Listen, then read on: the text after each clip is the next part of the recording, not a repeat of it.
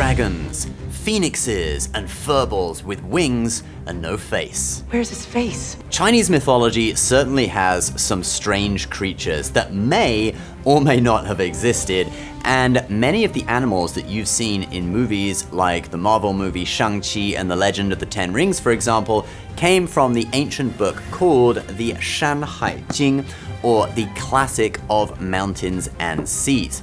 The book dates back to about the 4th century BC and details animals that were supposed to have existed between that time and around 5,000 years ago. Like, it shows people riding chariots pulled by dragons, for example.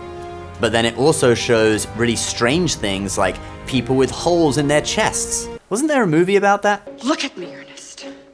Just look at me. And snakes with human heads.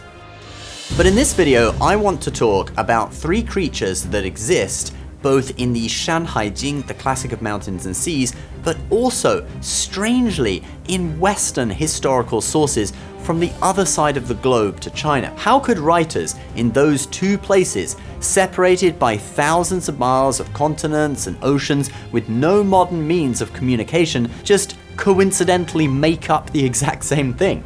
This makes you think that maybe, just maybe, there's some truth to some of these mystical animals.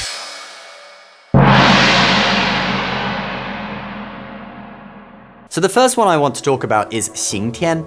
Now, Xing Tian is a specific person. He was a court official under the Flame Emperor, who was then defeated by the Yellow Emperor in around 2700 BC, so basically right at the start of Chinese civilization. Chinese civilization is generally believed to be around 5,000 years long, so that puts you at almost at that length. After the Flame Emperor was defeated, Huangdi, or the Yellow Emperor, became the supreme god ruler of China. But Xing Tian wanted to keep on fighting, and what happens next is recorded in the Classic of Mountains and Seas. Xing Tian fought with the Yellow Emperor for divine power, so the Yellow Emperor cut off his head and put it on Changyang Mountain.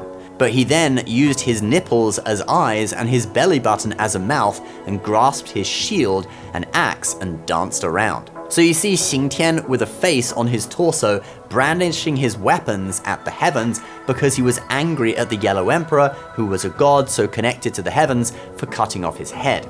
Thus his name, Xing Tian, which I assume they came up with afterwards because it's related to the whole incident, means punishing heaven.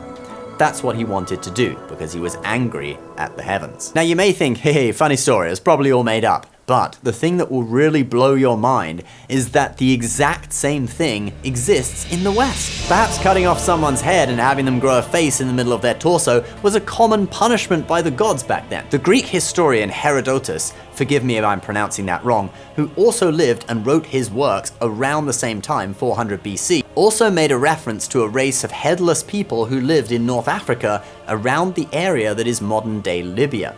This race has come to be called the Blemmies or Blemmyeyes. And medieval books are full of references to knights encountering Blemmies on their travels. There's a map of the world created around 1300 in England known as the Hereford map, since it's stored in Hereford Cathedral, and it shows a place called Blemmy with 2 creatures with faces in the middle of their chests depicted standing at that area. English statesman and explorer Sir Walter Raleigh talks of sightings of Blemmies in his book about his 1595 voyage to Guyana in South America. Like, literally there's one on the cover of the book. Look at that. Although Raleigh didn't actually see the creatures himself, he based it off the fact that apparently every child in 2 different provinces said that it was true. It's kind of like you went to a region in the US where everyone says Bigfoot exists, but you haven't seen him yourself. Come on, Sir Walter, at least give us some grainy cell phone video. So that particular one I'm not so sure about, but the fact that the exact same creature is referenced in the traditions of the East and the West makes me think that there might be something more to this story. Let's now move on to our second Chinese mythical creature, Chinese mermaids. Now, mermaids may feel like a Western myth, with Hans Christian Andersen's fairy tale The Little Mermaid being perhaps the most famous instance of them in literature and film. However, mermaids actually existed in Asia too. But let's backtrack a little bit first. The earliest examples of these creatures in the West are in the form of sirens in Greek mythology, and these were actually depicted as half human, half bird. And guess what? In China's Shan Hai Jing, we have a variety of creatures that have the body of a bird and a human head, like this one, or this one, or this one.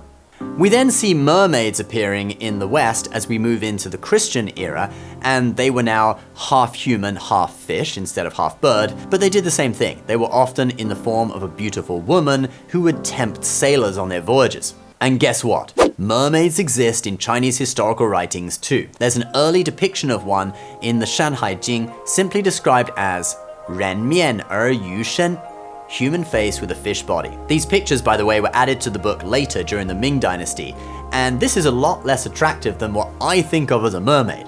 I don't think that's what the author originally had in mind. The fish part shouldn't come that far up the body. And what is that hairstyle? There's a record of mermaids during the Qin Dynasty in the Shi Ji, and there's a further description of mermaids in the Song Dynasty book called Taiping Guangji. Mermaids, they exist in the Eastern Sea. The big ones are about 5 or 6 feet. Their shape is that of a person. They have eyebrows and eyes, a mouth and nose, hands, and a head like that of a beautiful woman. But they don't have feet. Their skin is like white jade. That part of them doesn't have fish scales, but has light hairs that are different colors, light and soft, 1 or 2 inches long. The hair on their head is like that of a horsetail, 5 or 6 feet. There are later accounts too, even up to the Qing Dynasty, China's last dynasty, and they all typically say that Chinese mermaids don't harm people. In Japan, we have depictions of Asian mermaids too, and guys, again, you are missing the point. The fish part comes way too far up the body. So instead, check out this description of a Chinese mermaid in Stephen Chow's 2016 film, The Mermaid. Much better. And in that movie, the mermaids and mermen even fight and have superpowers and... Yeah, let's move on to our final creature. Chinese centaurs. Now, centaurs come from ancient Greek myths, and they are half human, half horse, and appear in ancient sculptures, on pottery, and in Roman mosaics. And in the Shan Hai Jing, we see some very similar animals described as 人面而马身, a human face with a horse body. There are various other types of 4-legged animals with human faces too. The classic of mountains and seas was written in around 400 BC, which overlaps with Greek culture when centaurs supposedly would have roamed across Greece and Cyprus. And guys, whether it is a Xingtian, a mermaid, or a centaur, I don't know whether any of this is real or not, but it's fascinating that the exact same creatures have been recorded in the historical writings of both ancient China and ancient Western civilizations. It makes you think that there has to be more to it than just the imagination of the ancients. Alright everyone, that is the video. Thanks for watching. If you want to know more about ancient Greek stuff that we just touched upon in this video, you can check out the playlist on Greek legends from my co-host Jared's channel, Storytime with Jared. Please subscribe here if you're new, and you can consider subscribing to Jared's channel too, and we'll see you in the next video. Bye bye.